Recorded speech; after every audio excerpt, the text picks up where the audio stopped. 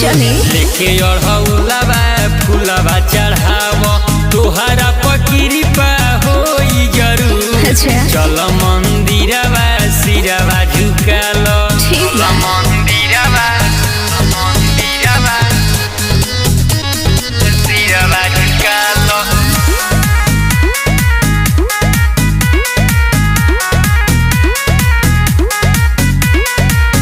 कि मौका मिलो लगा सुनहरा हो चलो घुमा दो दशहरा हो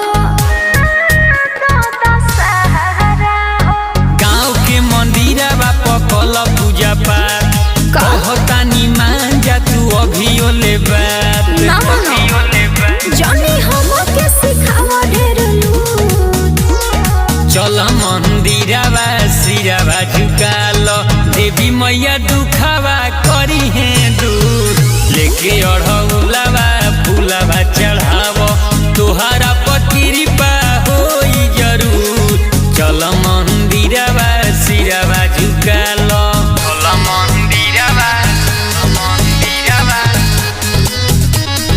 सिरवा झुकाल।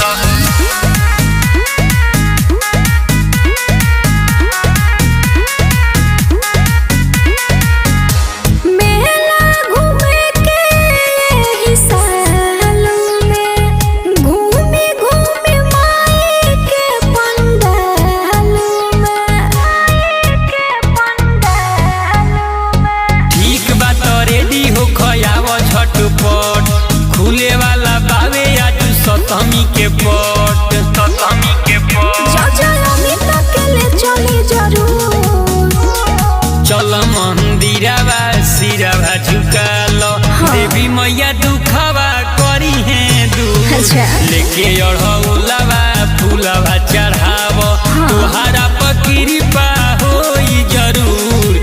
चल मंदिरवा सिरवा झुकाल ठीक बा, चले।